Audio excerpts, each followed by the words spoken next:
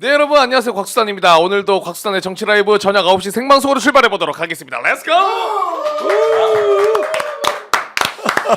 자, 정말 저희 뭐 에너지 넘치게 갑니다. 네. 아침 7시쯤 하셔야 되는 톤인데. 자, 오늘 저희가 또 다룰 내용들이 많기 때문에 바로 그냥 모시고 이야기 나눠보도록 하겠습니다. 목소리 들으셨죠? 우리 김한 기자님 먼저 모십니다. 어서 오십시오. 네, 안녕하세요. 안녕하세요. 힘내주시고. 네, 알겠습니다. 네, 힘들다고 하지 마시고. 네. 네. 안 힘드시죠? 9시에도 힘이 남이 이상한 거예요, 사실. 아, 그렇습니까? 아, 죄송합니다. 자, 그리고 우리 조국혁신당의 신장식 의원님 모셨습니다. 어서 오십시오. 네, 안녕하세요. 신장식입니다. 아이고, 의원님 오늘 일정은 좀 어떻게 바쁘셨습니까? 어떻게 보내셨어요? 바빴죠. 오늘도 보내셔 사와요? 네, 갑자기? 보내서 와요. 공손하게 갑자기? 갑니다. 네. 예. 뭐 즐겁게 재밌게 또 하루를 보냈습니다. 네. 아니 그러면 오늘 의원님 모셨으니까 뭐 명태균부터 시작해서 이야기할 게 굉장히 많은데 그래도 인권위 이야기 잠깐 해야 될 것 같아요. 해야죠. 인권위 관련해서 오늘 우리 의원님이 국가인권위원회 이대로 괜찮은가라는 주제로 토론회를 여셨다 그래요? 네, 그랬습니다. 오늘 10시 반부터 토론회를 했는데 그 두 가지가 핵심적으로 문제를 삼으려고 했던 거예요. 하나는 인권위가 지금 반인권위원회, 내란 공범 옹호위원회가 됐단 말이에요. 대표적으로 윤석열 방어권 보장하는 안건을 의결을 했고, 그 다음에 김용현과 뭐 이진우 등등등 해서 내란 주요 임무 종사자들, 군인 출신들, 전 국방부 장관과 군 사령관들의 보석시켜라, 뭐 풀어줘라, 뭐 이런 거를 얼마 전에 그 의결을 해가지고 이거 도대체가 지금 인권위원회 출범을 생각을 하면요, 제가 2000년에 겨울에 명동성당에서 문 펄펄 날릴 때 인권 활동가들이 거기서 단식 농성했어요. 네, 꽤 오래 했죠. 네. 비닐 한 장 뒤집어 쓰고 자리를 안 내줘갖고. 그러니까 비닐 한 장 뒤집어 쓰고 눈 펄펄 날리는데 그렇게 해서 만든 인권이거든요. 네. 근데 그렇게 만든 인권위를 박살을 내고 있는 겁니다. 그러니까 인권위 제일 가슴 아프게 생각하는 게 인권 활동가들이 야, 인권위 소용없다, 인권위 없애버려라. 아니 그 분노에 차신 분들은 그런 이야기 많이 하시더라고요. 도대체 뭐 하는 거냐. 네, 그러니까요. 인권위 없애버려라 이러는데 이게 네. 뭐냐면 당시에 인권위원회 인권 활동가들도 굉장히 힘을 냈고, 그 다음에 당시 DJ 대통령께서도 인권위원회 만들어져야 된다라고 하는 생각이 있어서 인권위원들의 독립성, 지위 보장을 굉장히 세게 했어요. 네. 다른 나라 인권위원회 관련된 법들도 쭉 찾아봤는데 가장 셉니다. 즉 본인이 아주 아프거나 스스로 그만둔다고 하기 전에는 인권위원들은 탄핵의 대상도 아니고 징계의 대상도 아니에요. 그렇겠어요? 굉장히 강합니다. 그러니까 독립성이 굉장히 잘 보장된 인권위원회예요. 그럼 왜 그러냐?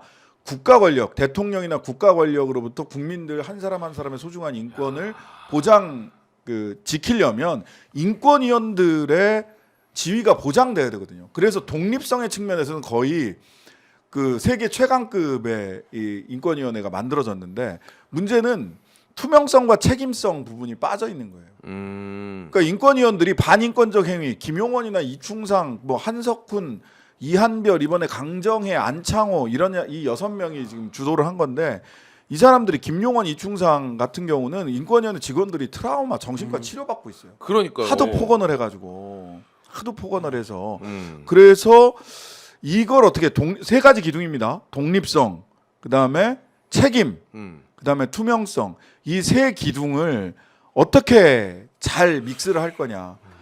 지금 막 너무 화가 나가지고 막 탄핵할 수 있게 하자, 뭐 이렇게 법안도 막 나오고 이랬거든요. 괴로워요. 이거 혹시 엎어져가지고 따로 권력에 의해서 이게 활용이 돼서 인권위원들의 독립성이 제대로 지켜지지 않으면 어떡하냐. 이런 것 때문에. 사실 이게 이제 국가의 행정행위나 사법 절차가 글로벌 스탠다드라고 하는 이제 소위 말하는 보편적 인권의 기준, 많은 이제 우리가 생각하는 선진국들이 갖고 있는 기준에 못 미치기 때문에 국가인권위가 그거를 정부 내 기구로서 감시하는 역할을 부여한 거고, 그게 이제 의원님 말씀하신 대로 그렇기 때문에 이 인권위원들에게, 그러니까 예를 들면 인권위원들이 권한이 없으면 행정행위나 사법 절차에 대해서 문제 제기가 어렵죠. 힘도 없고. 맞아요. 그러니까 그거를 줬던 건데, 지금 이 정부 들어와서 안타까운 건 뭐냐면 인권이 뭐 방통위, 방심위가 비슷한 운영 원리를 갖고 있습니다. 뭐 차이는 있지만, 근데 이 기구들이 가장 그 영역에서 거꾸로 가는 가요. 행위를 하니까 사실 이게 그래서 이 기구를 파괴하려고 이 사람들을 보낸 게 아닌가라는 생각이 드는 인사들이 지금 하고 있는 맞아요. 그러다 보니까 결과적으로 이게 그 인권위원회 가장 반인권적인 사람이 가죠. 그다음에 진실화해와 가장 어울리지 않은 사람이 가죠. 박선영. 예. 그리고 방송통신위원회 방송통신의 자유를 억압하는 사람들이 가죠. 그다음에 국민권익위원회 국민권익과는 관계없이 디올백 300만 원 이거는 무혐의 하는 사람들이 가 있죠.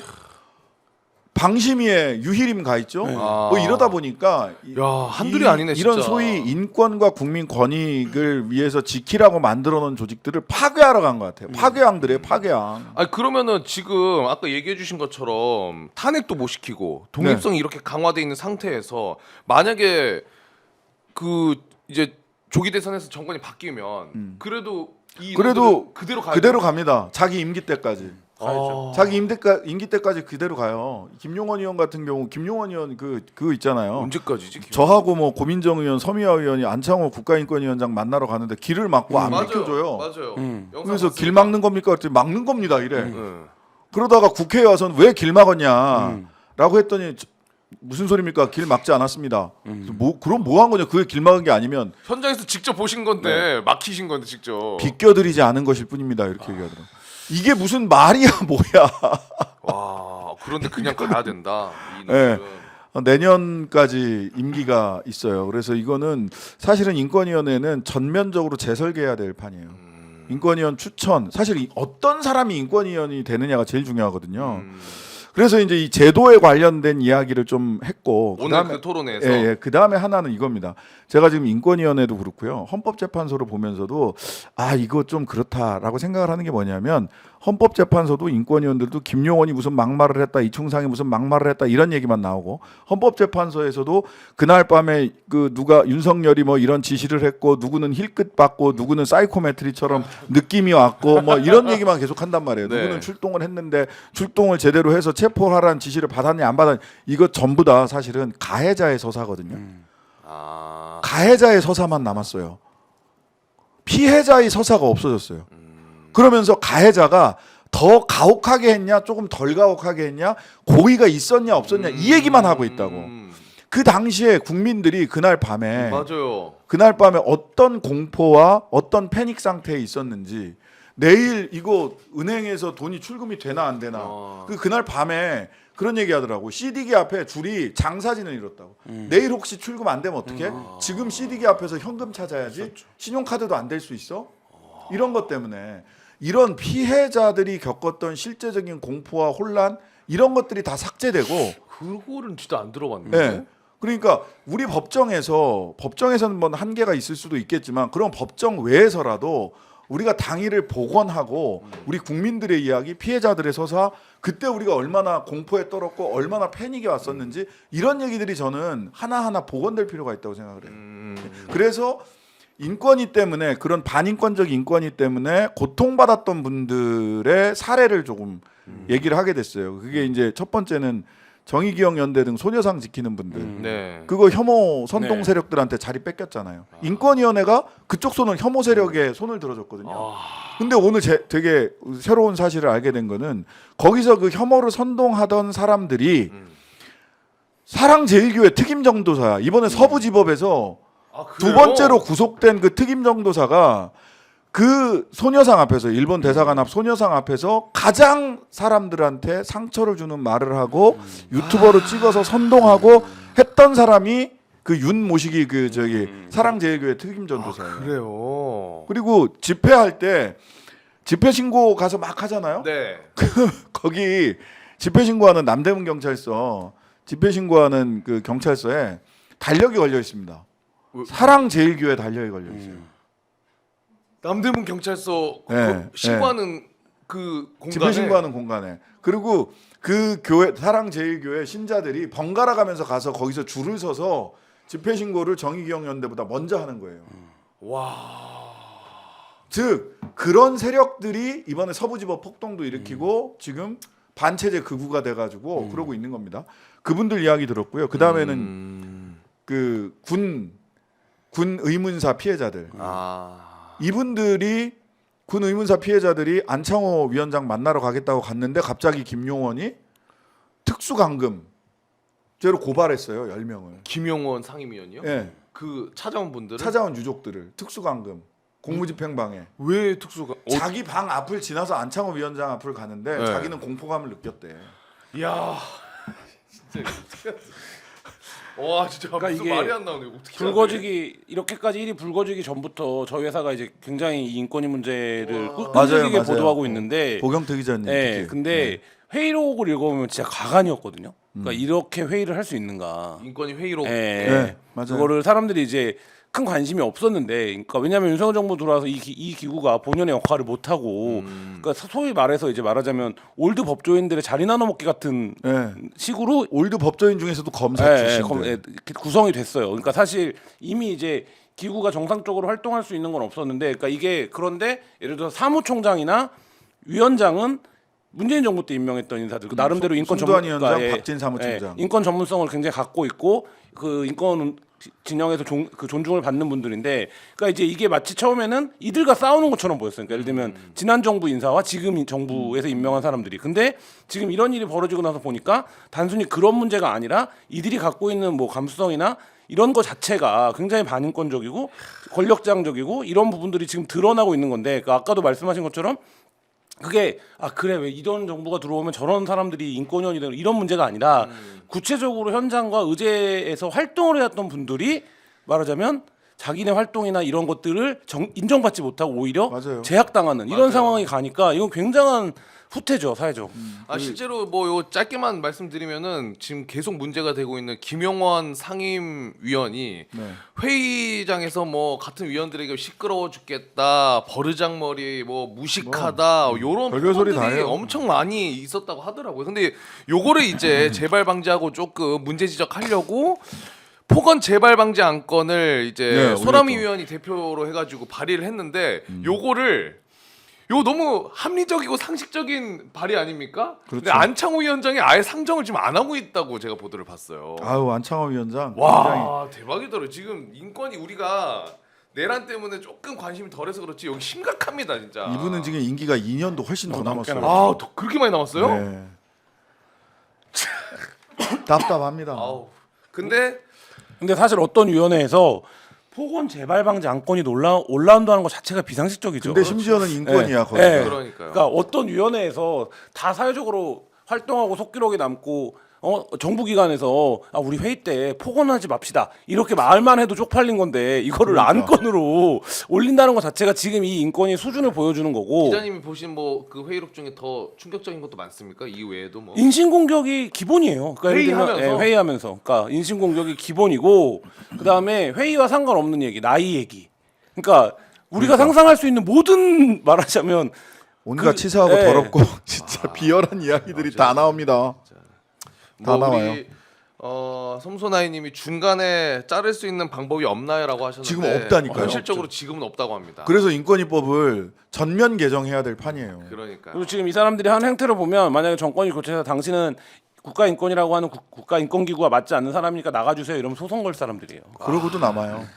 그리고 소송 걸면 이겨요. 네, 그렇죠. 지금의 네, 법 그렇죠. 체질이 안 법적으로 돼서. 하면 그러니까. 그래서 전면 개정이 필요하다. 네. 근데 의원님께서 그걸 조금 계속 관심 갖고 아, 지금 당연히 신경 관심 쓰고 갖는 계신 정도가 거죠? 아니라 네. 오늘도 이제 전면 개정안을 만들기 위해서 아까도 말씀드렸다시피 책임을 강하게 추구하면 지위 보장이 안 돼. 독립성에 문제가 생겨.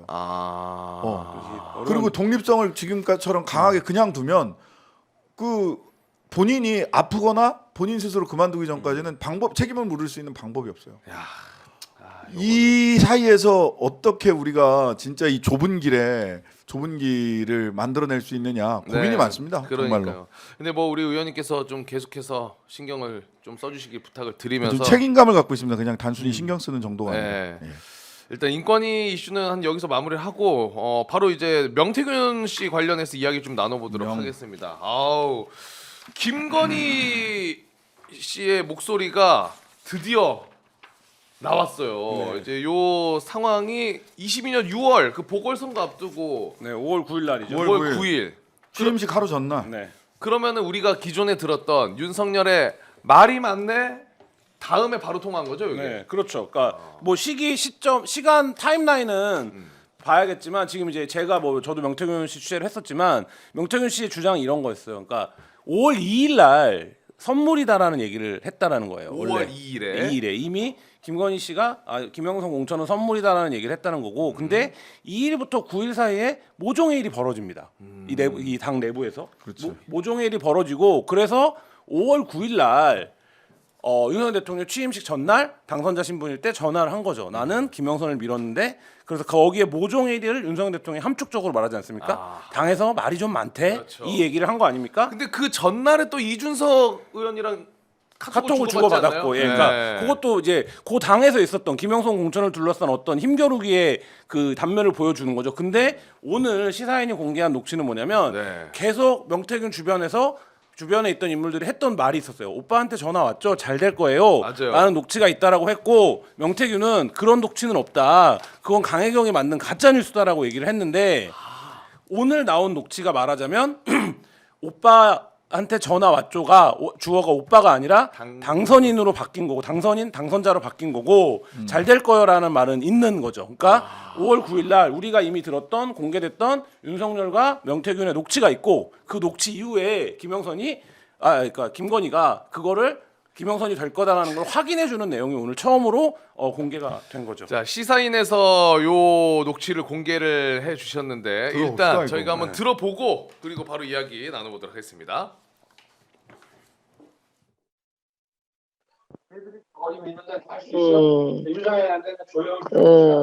아니, 저희 뭐지, 당선자가요? 예.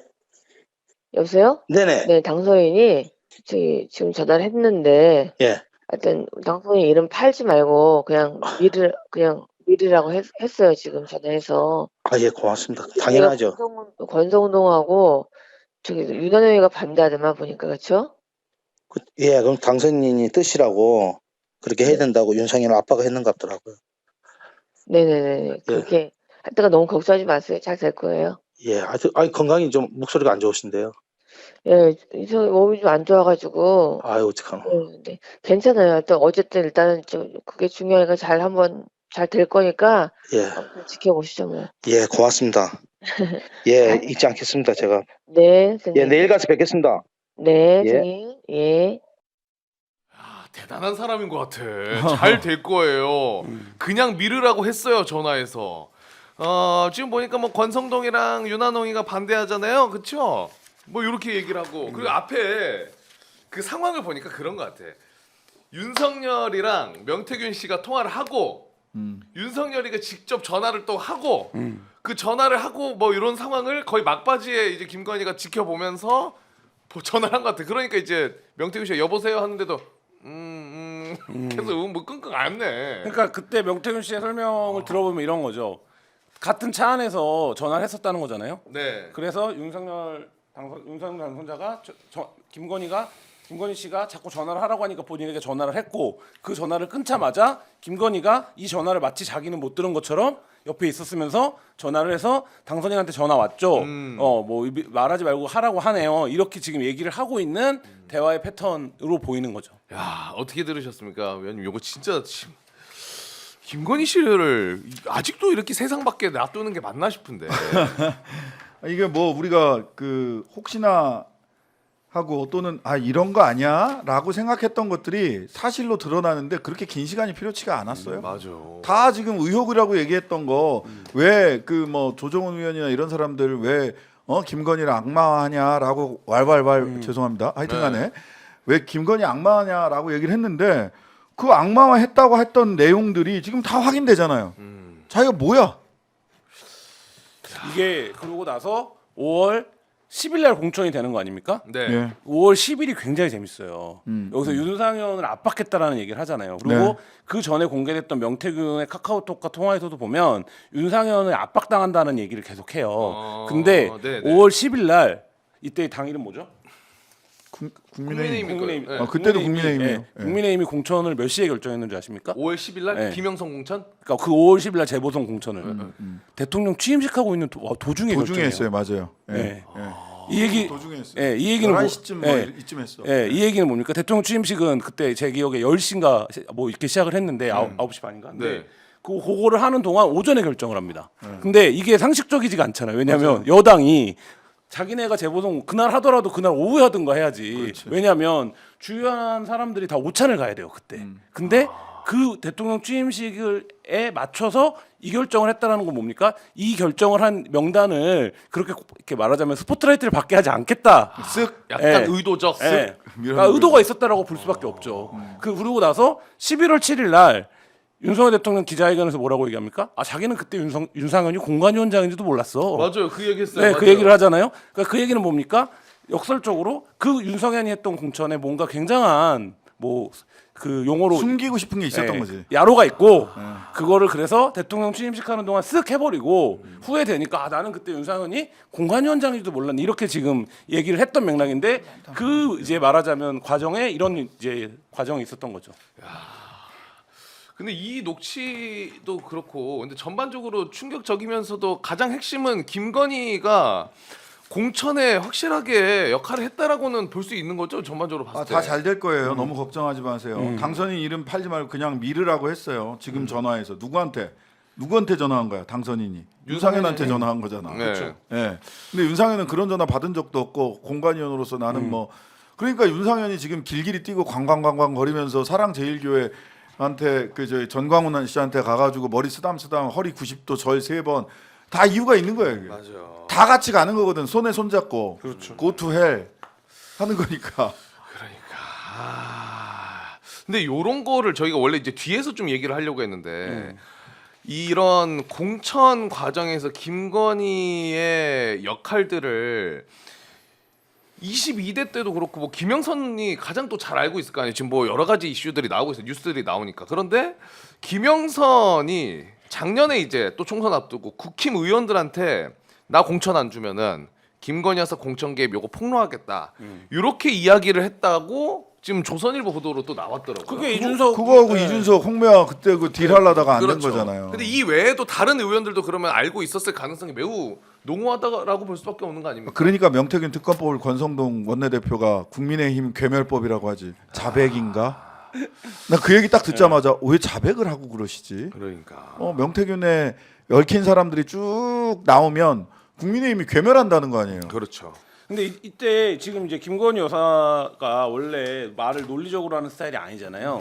근데 권성동이하고 윤한홍이가 반대하죠. 보니까 그쵸 이렇게 얘기를 하잖아요. 네네네. 그 얘기는 뭡니까? 당내 돌아가는 구도를 다 알고 있었다는 거예요. 다 알고 있었다는 거고 이때 경남에서 윤한홍은 공천을 다 하는 사람이에요. 왜냐하면 친윤 중에 핵심이었기 때문에 그 윤한홍 지역구가 이 동네예요. 그렇기 때문에 창원이에요, 그렇기 때문에 여기서 윤한홍의 뜻을 거스른다? 이건 불가능해요. 근데 권성동은 뭡니까? 그때 대통령을 만든 사람이에요.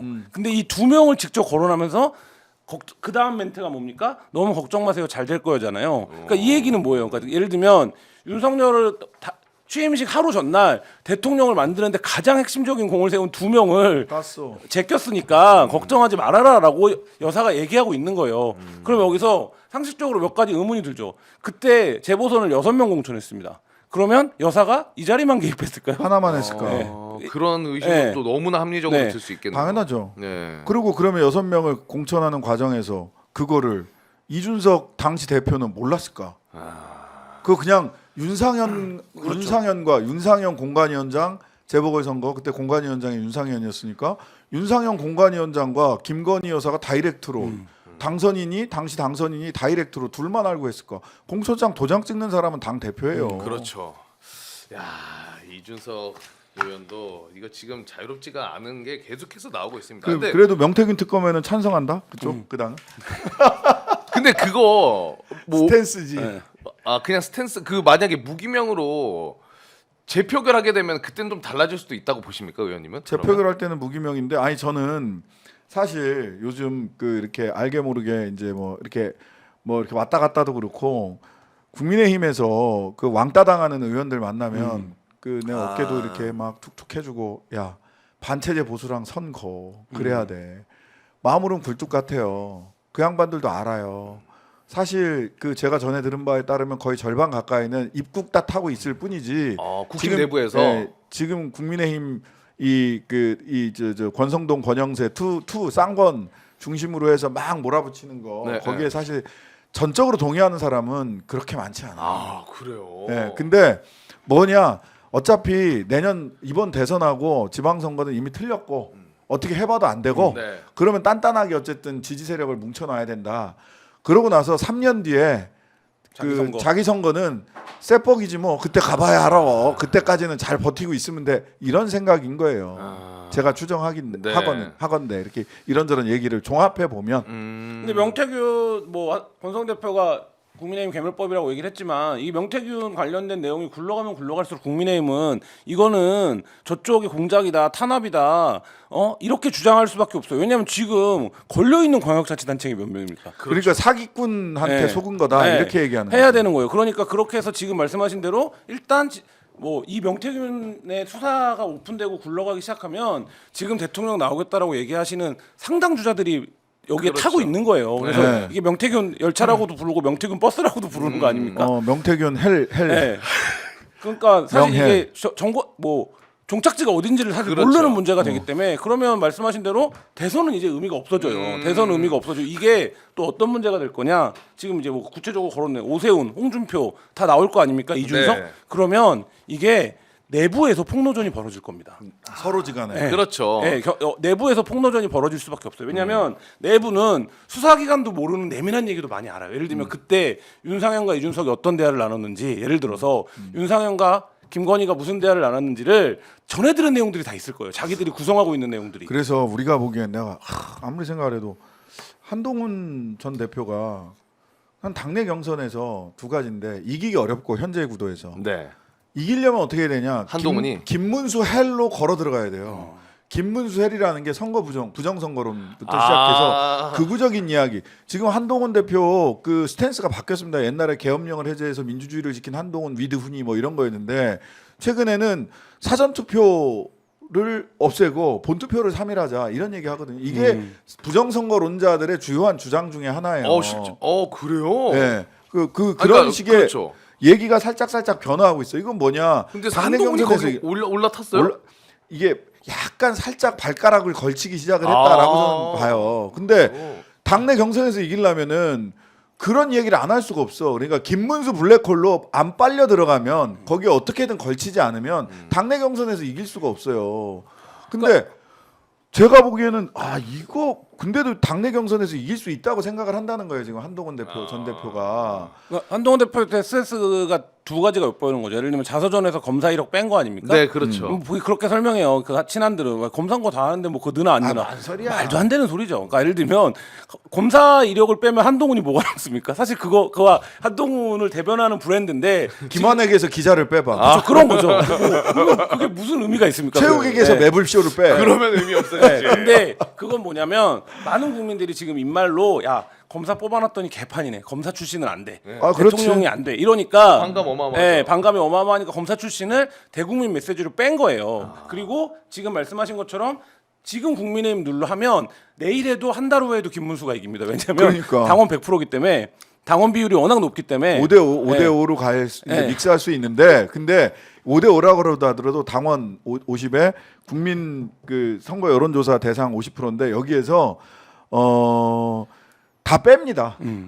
그 다른 정당 지지자들을 다 빼요. 그러니까 그게 국민의힘 지지자들이 국민의힘에서 계속 말하는 역선택 방지 조항이 국민의힘에서는 굉장히 뜨거운 논란거리예요. 네. 그렇기 때문에 50대 50으로 가고 60대 40으로 가고 어떻게 비율을 섞더라도 이 짠 보수가 빠지지 않아요. 그럼 네. 거의 진짜 100%. 그래서 네, 김문수 블랙홀이라고 얘기를 하는 거예요. 김문수 블랙홀로 그냥 뚜벅뚜벅 가지 않으면 이길 방도가 없어. 근데 그러면 마지막으로 나온 셋복이 뭐냐? 셋복. 네. 그거 뭐냐? 명태균 편이 다 까져서 니들 다 죽어봐라. 나만 홀로 살아남을 수 있다. 이걸 생각하고 있는 것이 아닐까?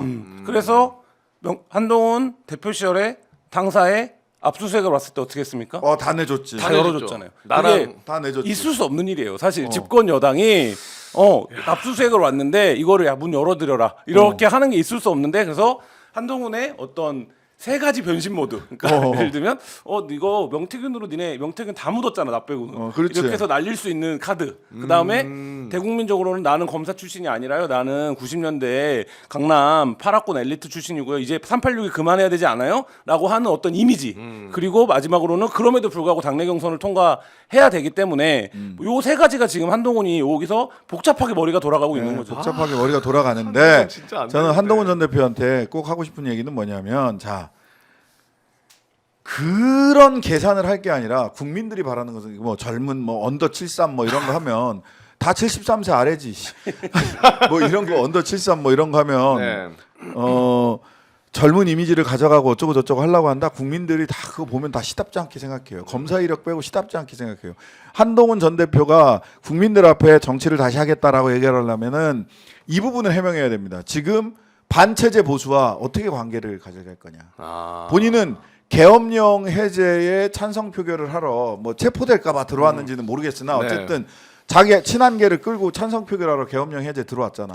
근데 그리고 2, 3일 뒤에 한덕수랑 한동훈이랑 어떠한 민주적 정당성도 없는 그 자 둘이서 나라 이끌겠다고. 공동정부 공동운영 정부를 공동운영하겠다고 섰잖아.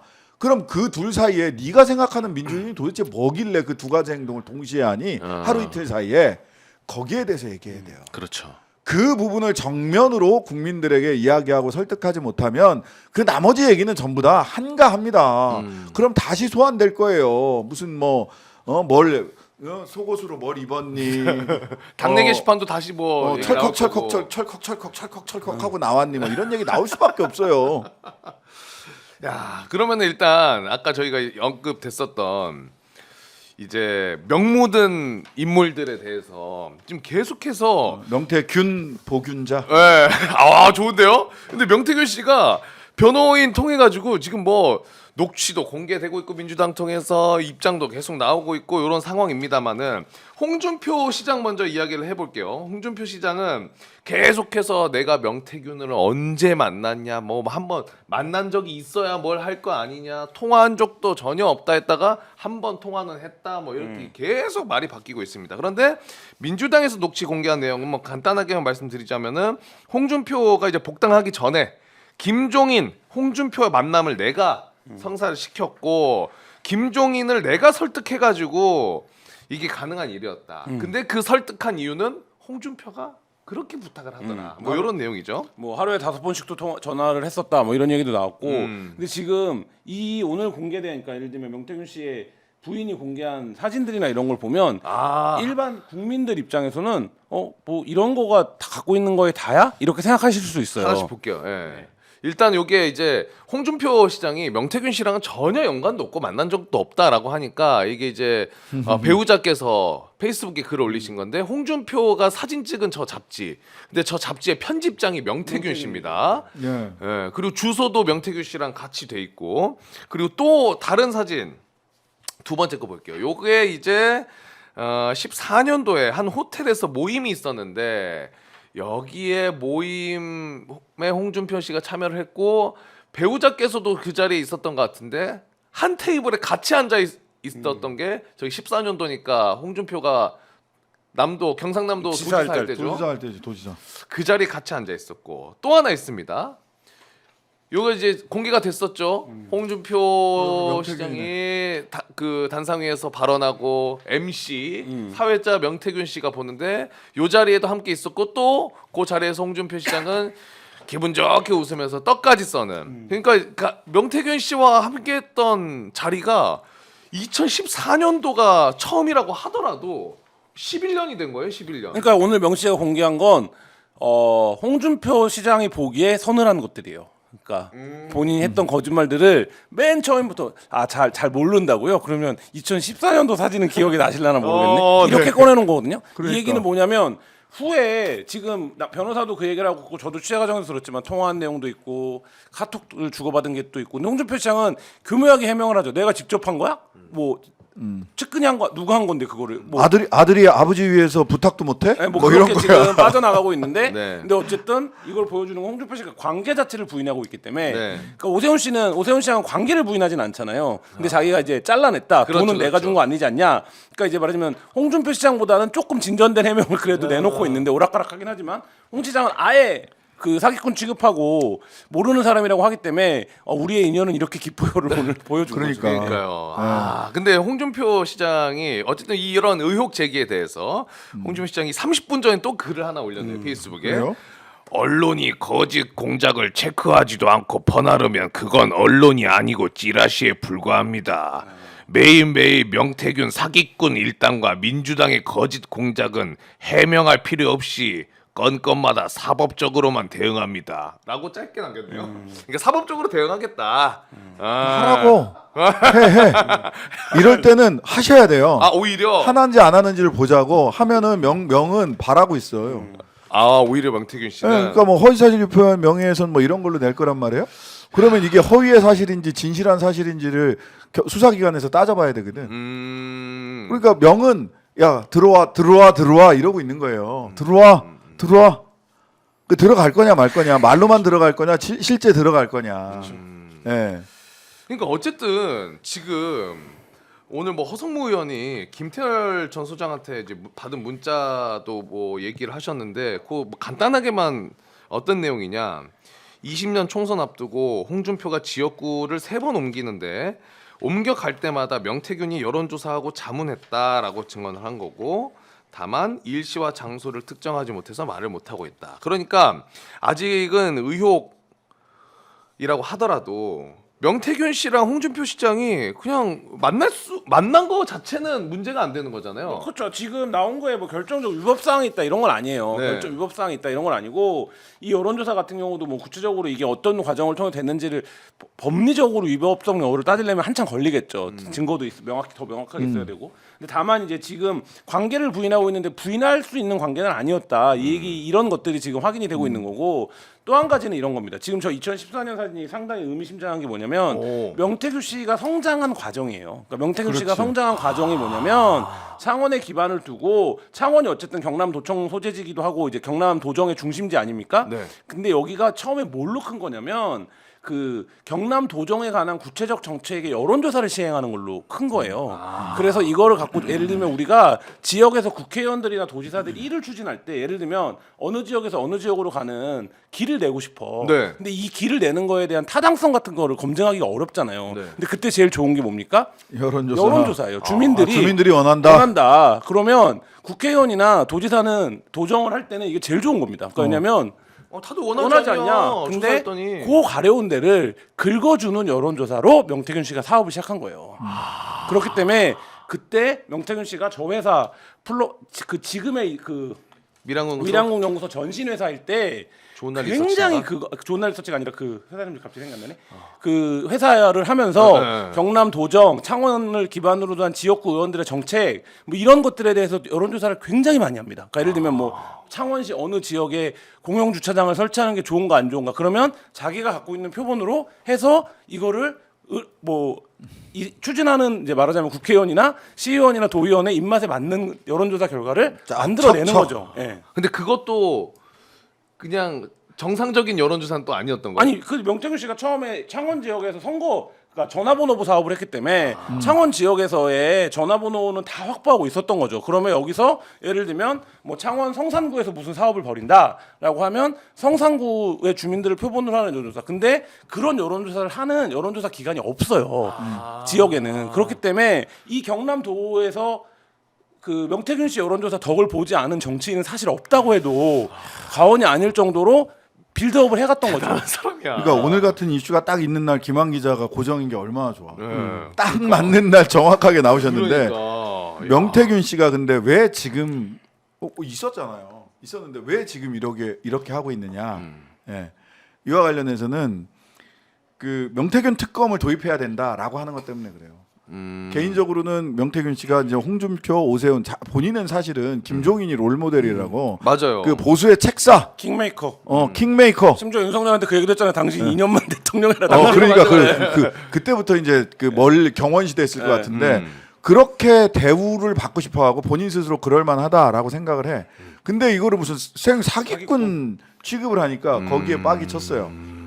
그리고 그러다 보니까 이게 명태균 특검을 도입을 해야 된다라고 생각을 한 이유는 뭐냐? 결정적인 거는 창원에서 중간 수사 결과 발표하고 그 전까지도 얘들 뜨뜻미지근한데 김건희도 한번 뭐 소환 조사 내지는 아니면 가서 출장 조사라도 신용이라도 내야 되는데 그때는 출장 조사 했었던 거 아니에요? 서울중앙지검에서 경호처 이런 쪽으로 해가지고 출장 그렇죠. 조사라도 네. 했었던 거 아니야?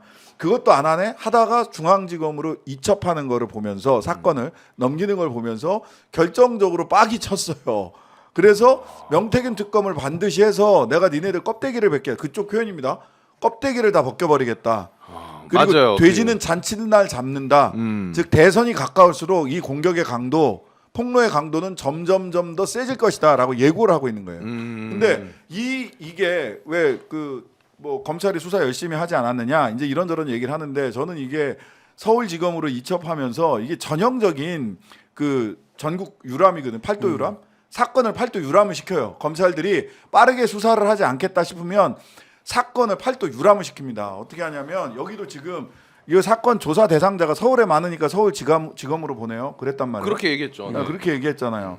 자 그런데 만약 여기에서 누가 뭐 호남 목포에 사는 사람이 나왔다. 그럼 사건을 다시 목포로 보냅니다. 그랬다가 부산 사람이 나오면 검찰에서 흔히 하는 방법이에요. 그래요? 네. 그렇게 해서 기록을 유람을 시키는 거예요. 유람. 시간은 계속 늘어지고. 시간은 계속 늘어지고 서울중앙지검에서 그럴 겁니다. 보세요. 원래 창원지검에서 포렌식 끝났어요. 저지난주에 포렌식 끝났어. 목요일 날 포렌식 다 끝났어. 그럼 포렌식 나온 걸 가지고 기존에 해왔던 조사를 가지고 누구를 불러서 조사를 해야 될 거 아니야. 안 하고 서울로 보냈어요. 네. 그럼 서울에서 사건을 받은 사람은 어떻게 해야 돼? 다시 사건을 처음부터 다 검토를 해요. 1페이지부터 다시 봐야죠. 1페이지부터 다시 봐야 돼요. 그리고 왜 수사 안 하냐? 그럼 열심히 수사하고 있습니다. 맞지? 수사는 열심히 하지. 근데 중복해서 하는 거죠. 창원에서 했던 거. 창원지검에 있던 사람들도 갔다 그러는데 지금 창원지검에 있는 팀만 가지고는 이 수사의 사이즈가 답이 안 나와요. 수사의 사이즈가 지금 오세훈, 홍준표 둘만 해도 얼마나 사이즈가 커요. 그렇죠. 함부로 소환하기도 어려워요. 여권의 잠재적인 대선 후보들이란 말이야. 그 시간 얼마 안 남았어. 이제 한 60일 남짓 남은 거 아니에요. 네. 그러니까 이렇게 해서 팔도 유람을 시키면서 시간을 끄는 거예요. 그거를 명태균도 알아요. 그러니까 명태균 이거 검찰에서는 기록이 팔도 유람하다가 그냥 사건이 소리 소문 없이 지나갈 수도 있겠다라고 하니까 특검하자라고 얘기를 하는 거예요 지금. 근데 이제 중앙지검으로 올라온 상태에서 지금 경향 보도 보면은 중앙지검에서 3일 뒤에 창원 가가지고 명태균 조사한다고 그러는데 요거는 그냥 나 조사는 해야 되겠지. 근데 이제 우리 이제 열심히 뭘 할게요. 그러니까 뭐 보여주기 위해. 진짜로 열심히 하는지는 모르겠는데 지금 창원지검에서 중간 수사 결과 발표를 보면 네.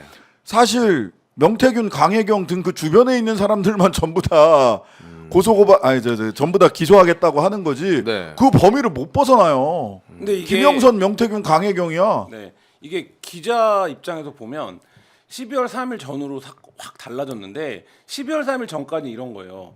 야 이거가 결국엔 여사를 수사를 해야 되는 건데 이게 큐사인이 나겠냐? 라는 분위기였던 거예요. 네. 근데 이게 역설적으로 여사 문제이기 때문에 정권이 바뀌거나 특검이 도입되면 우리가 뭘 했는지가 낱낱이 까지니까 할 수 있는 건 해놔야 돼. 가 그렇지. 분위기였던 거예요. 근데 12월 3일 날 계엄이 났어요. 검사들도 다 알아요. 이 탄핵이 될 걸. 그럼 정권은 바뀌는 거예요. 60일 안에 선거를 치러야 돼요. 그럼 지금은 어떤 큐사인이 있어야 되는 거냐면 이걸 건들면 국민의힘 다 죽을 것 같은데?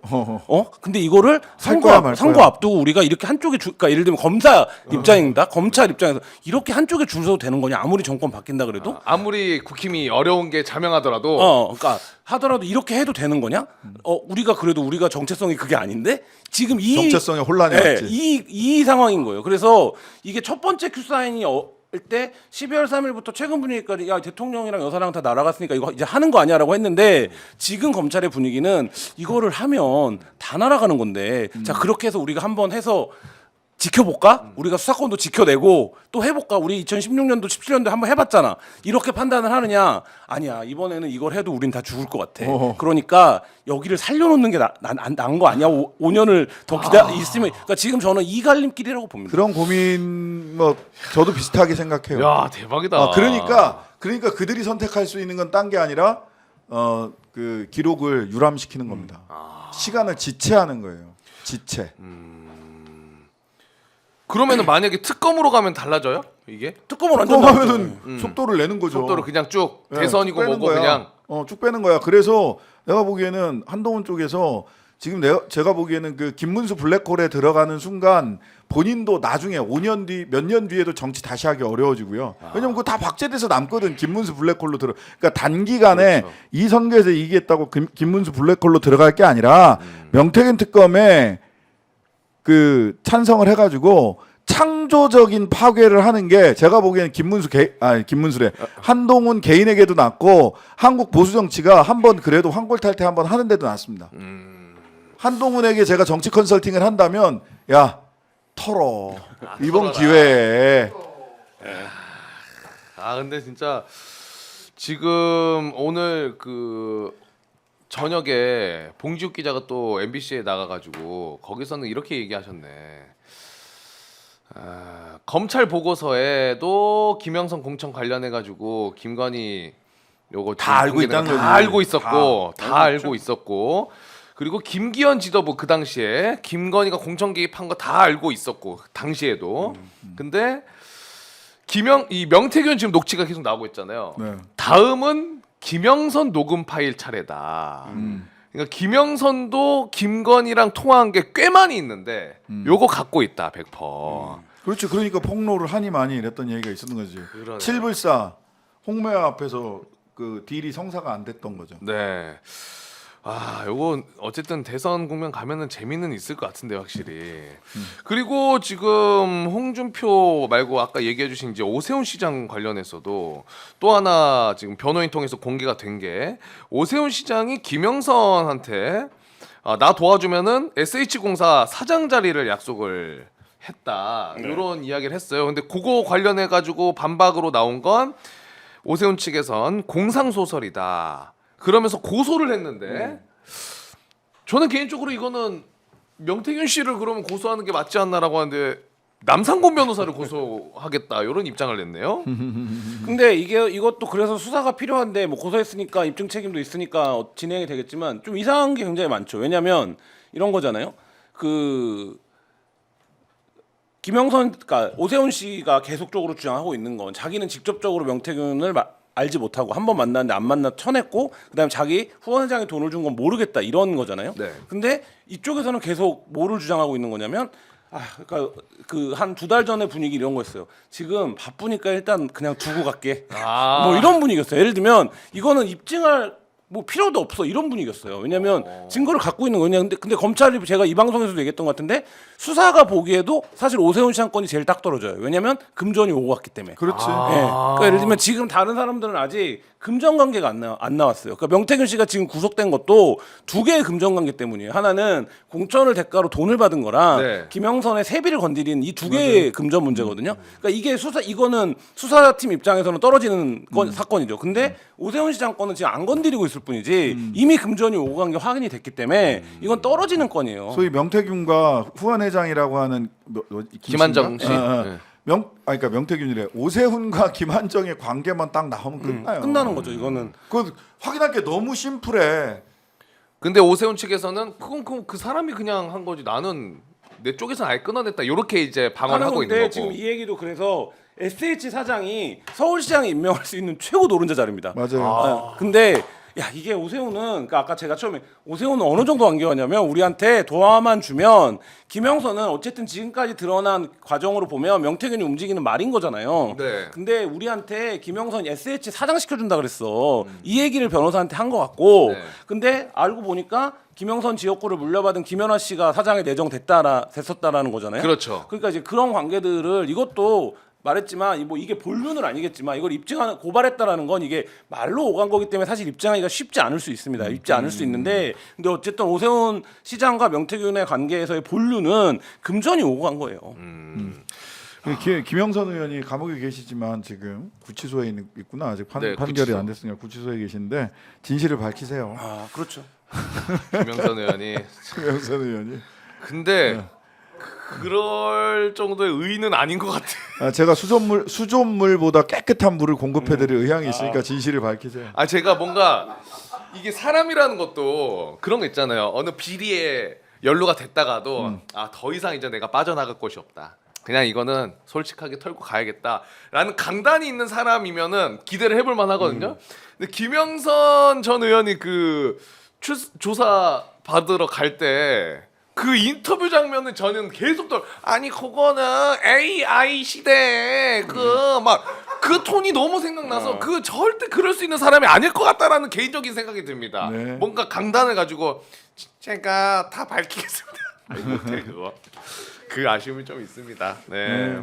그래서 그 두 분과 이야기를 나눠봤는데 가장 중요한 건 오세훈 홍준표 시장은 그러면 명태균 씨 관련해서 전혀 자유롭지 못할 것이다. 네, 그리고 네. 그럼 이번 대선 국면에서도 굉장히 큰 어려움을 직면할 수밖에 없다라고 보면 되겠네요. 그러니까 명태균 복균자로 보여요. 음. 네, 지금 많은 부분 접촉이 너무 잦아. 네. 그러니까 왜 우리 그 전에 이제 코로나 뭐 이럴 때 한 방 안에서 있었으면 복균자로 잠재적 복균자로 보잖아요. 네. 제가 보기에는 이제 정밀 검사를 해봐야 되겠지만 해봐야 수사를 되고. 통해서 해봐야 되겠지만 명태균 복균자로 보여요. 한 방에 너무 오래 있었어. 한 방에. 예. 그리고 지금 뭐 이런 것도 있습니다. 이건 개인적으로 이제 재밌는 거였는데 홍준표 시장은 어제 페이스북에 대구 마라톤을 세계 7대 마라톤 대회로 격상시키도록 하겠습니다. 대구에 대한 나 시정 이렇게 열심히 하겠다는 네, 의지를 네. 보였는데 네, 또 그러세요. 오늘 뭐 청년의 꿈에는 누가 이제 시장직 유지해 주세요 라면서 글을 올렸더니 댓글로 대선이 생기면 시장직 사퇴합니다. 아니 저렇게 뭐가 맞는지를 모르겠네요. 대단합니다 홍준표 시장도. 근데 그거는 저 오세훈 공격용이에요. 어떤 게요? 저 대선이 생기면 시장직 사퇴합니다. 저 오세훈을 겨냥한 얘기. 오세훈은 겨냥한 거예요. 오세훈은 그 불경죄를 저지르고 있지 않고 최소한 형식상으로는 그 내심으로는 출마할 듯한 뉘앙스를 계속 얘기를 하고 있고 그 다음에 그 시장을 사퇴하고 갈 거냐에 대해서 그 말하지 않아요. 오세훈 시장은 네, 그러니까 끝까지 서울시장 자리를 버티고 가지고 있겠다는 거예요. 나는 근데 만약에 대선에 출마하면 이 시장직 사퇴할 거다 이렇게 얘기하고 있는 거. 내가 훨씬 더 결의가 있는 사람이다 이런 얘기. 그래서 저 얘기한 거예요. 그런 의도예요. 그럼요. 저 간보는 오세훈, 나는 사나이 아닙니까? 이러는 거지. 난 자리에 연연하지 않아요. 그러면은 윤석열 탄핵되면은 바로 그만둘 거라고 보십니까 홍준표는? 아니 뭐 그럴 수 있지. 자기가 선빵 때릴 수 있어요. 근데 가장 먼저 그 전에 대구 마라톤을 세계 7대 마라톤대로 만들려면 너무 추워요 지금은. 그렇지. 이거 한 5월로 옮겨놓고 가야 돼요. 선수들의 기량이 100%가 안 나옵니다. 큰일 납니다. 다쳐요. 추울 때입니다. 네, 근데 어쨌든 홍준표 시장은 저러고 있고, 근데 명태균 이슈와 상관없이, 오세훈 시장은 뭔가 인식 그리고 사고 관련해서 굉장히 좀 이게 맞나라는 의구심이 들 정도로 문제되는 발언이 나왔어요. 최근 이제 서울시 의회 임시회에서 오세훈 시장이 한 발언인데, 요거 영상 저희가 준비했거든요. 일단 한번 보시죠. 아이들 밥을 주기 싫어서 사퇴했다 이런 표현은 매우 부적절하고 부정확한 표현입니다. 제가 분명히 저소득층 아이들 밥 주는 거는 동의를 했었고요. 그 저소득층 아이들에게 돌아갈 것이 고소득층 자제들에게까지 동일하게 돌아가는 것은 바람직하지 않으니 그 고소득층에게 가는 부분은 저소득층에게 다른 학자금 지원이라도 하자는 입장이었다는 걸 다시 한번 분명히 말씀드립니다. 저소득층 아이들, 고소득층 자제들 이렇게 이야기를 했는데 제가 사전을 검색해봤거든요. 아이의 사전 뜻은 나이가 어린 사람 혹은 남에게 자기 자식을 낮추어 이르는 말이고, 자제는 남을 부르는 높여서 말이야. 그의 아들을 이르는 말. 그러니까 그 집안 자제분 우리가 아는 그런 의미입니다. 그러니까 저소득층 아이들은 주둥이고 고소득층 자제분들의 입은 입인 거지. 그러니까요. 누구는 주둥이고 누구는 입인 거예요. 근데 정확하게 저 인식 때문에 무상급식으로 날라갔던 거거든요. 맞아요. 네, 근데 지금 10년도 넘게 흘렀어요. 그리고 본인이 그 사이에 외국도 갔다 오고 뼈저리게 반성도 하고 정치 낭인도 해보고 내가 정치인으로서 진짜 큰 꿈을 품고 있었던 사람인데 왜 이렇게 됐을까도 많이 생각해 봤을 텐데 그러고 나서 어쨌든 명태균 등의 활약에 힘입어 서울시장이 다시 됐는데 네. 생각지도 않았을 텐데 됐는데 또 저런 여전히 저 인식에서 벗어나지 못하고 있음을 뭐 자기 틀리지 보여주고 않았다라고 있는 얘기하는 거예요. 그러면 그러니까요. 그것 때문에 시장에서 물러난 건데 똑같은 얘기를 반복하면서 다시 뭘 분명히 해. 그것 때문에 물러난 거라고 이 사람아. 아마 오세훈 시장이 요거 사과의 입장은 없었죠. 사과는 말꼬리 잡기라고 그러잖아. 그러니까요. 지금 뭐 요거 관련해서 민주당의 악의적인 말꼬리 잡기다라고 근데 이거는 말꼬리 잡아야 되는 거 아닙니까? 너무나 문제가 느껴지는 인식인데. 말꼬리는 과천에서만 잡는 게 아니야.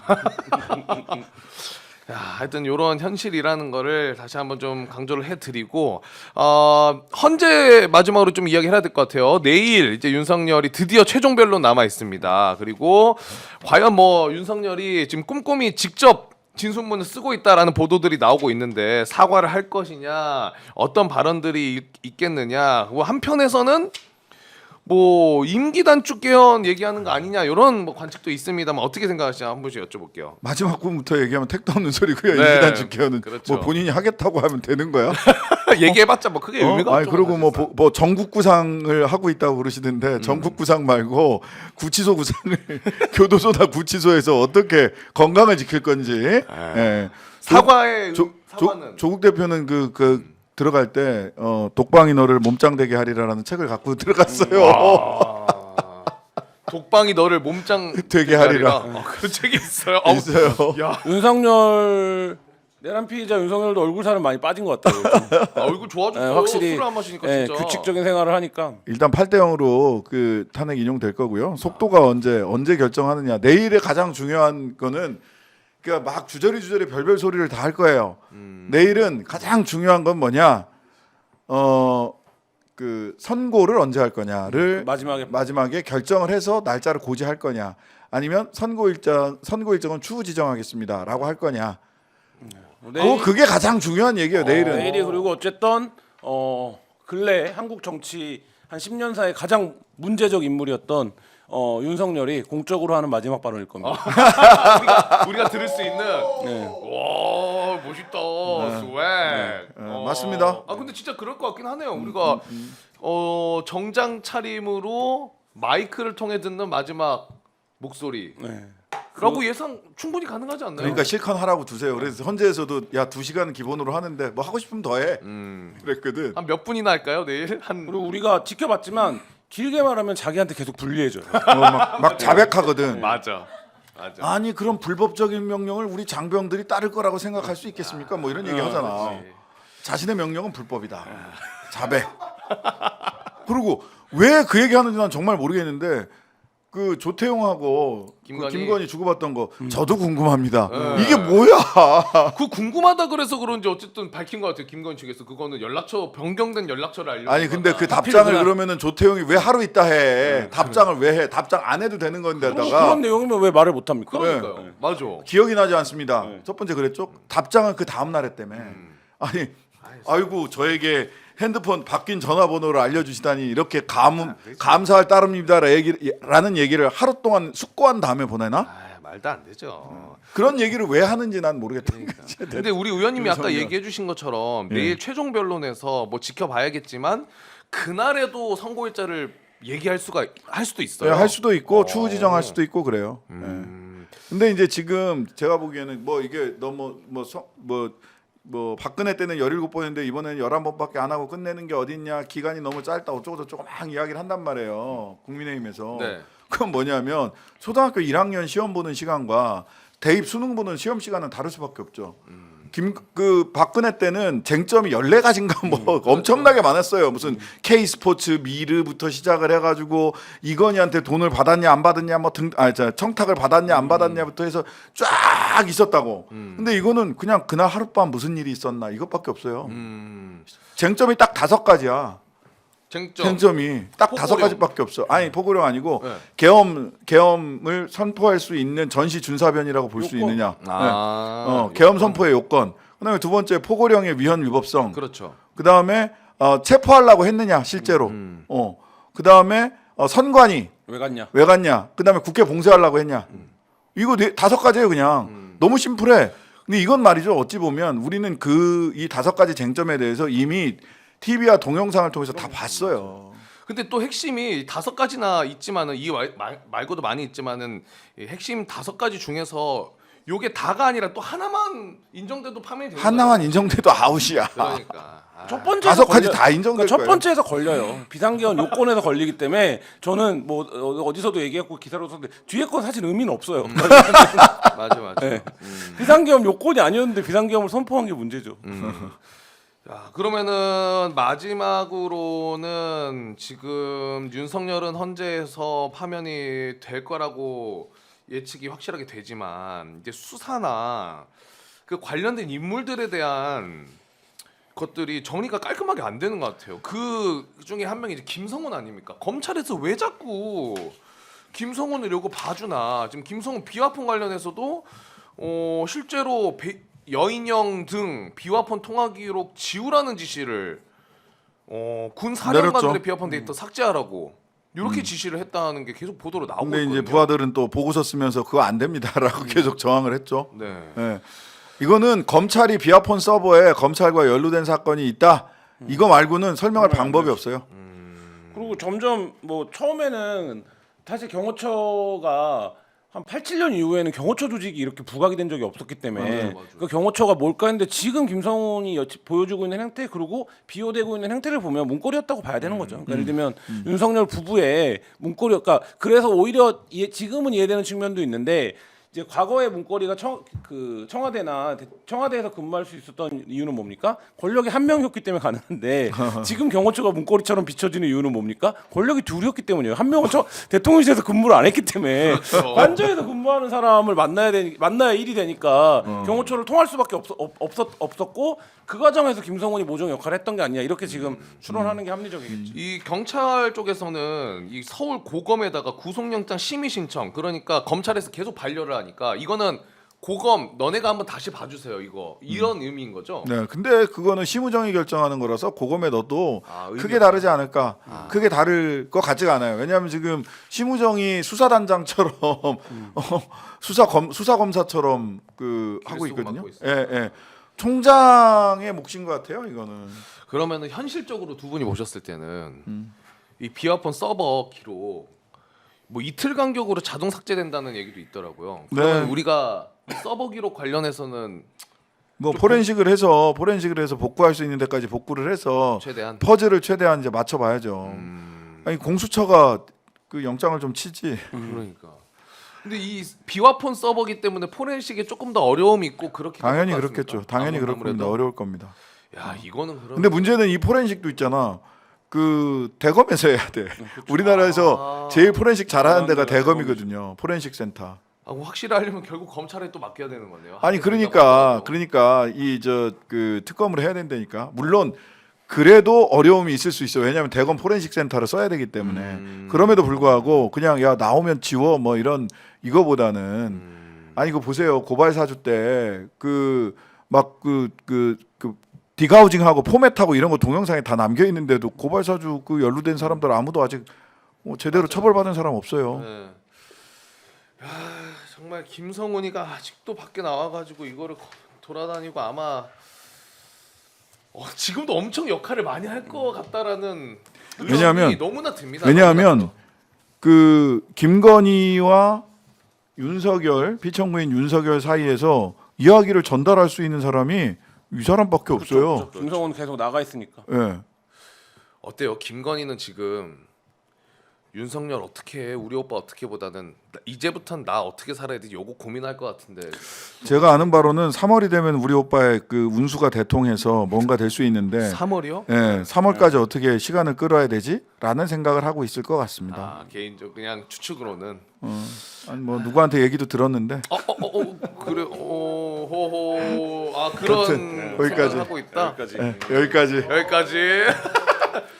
김한 기자님. 모릅니다. 너무 단칼에 자르네. 모릅니다. 저는. 제가 네. 그 기자님 하나만 말씀드리면은 진짜 모르는 사람의 표정은 그래요 이런데 방금 기자님 표정은 아닙니다. 저는 모릅니다. 약간 네. 소송 비용을 걱정하고 있다는 얘기는 들었습니다. 송소봉기 형을 걱정하고 있다라는 그러니까 예를 들면 풍문은 대통령이 파면이 되면 굉장히 달라지는 겁니다. 그럼요. 왜냐하면 본인이 어쨌든 검사 남편, 총장 남편, 대통령 남편으로 그 자신이 어쨌든 했던 불합리한 일들이나 그 부정한 일들을 덮어왔던 건데. 법무법인 검찰이 변호인 역할을 다 했잖아. 근데 그게 대통령이 파면되고 하면 말하자면 본인 인생에서는 한 20여 년 만에 15년여 만에 처음으로 그런 우산이 사라진 상태에서 이제 말하자면 던져지게 되는 거기 때문에 그 부분에 대한 뭐 대비나 공포를 갖고 있겠죠. 뭐 양평 땅 이런 거 싹 다 어떻게 정리해봐야지. 뭐. 이제 우리가 의심했던 거 진짜 제대로 한번 하나하나 좀 털어가지고. 아직 8만 대장경이에요. 거기 다 그러니까요. 나오려면 이채 양명주 진짜 진짜 맞아요. 그거 하나하나 다 밝혀주고 좀 개운하게 살 수 있는 세상이 오기를 하루빨리 기원하면서 오늘 방송 여기서 마무리하도록 하겠습니다. 늦은 시간 함께해 주신 우리 김한 기자님, 신장식 의원님 너무나 감사드리고요. 두 분과 함께 저도 인사드리도록 하겠습니다. 오늘도 함께해 주신 여러분 대단히 고맙습니다. 감사합니다.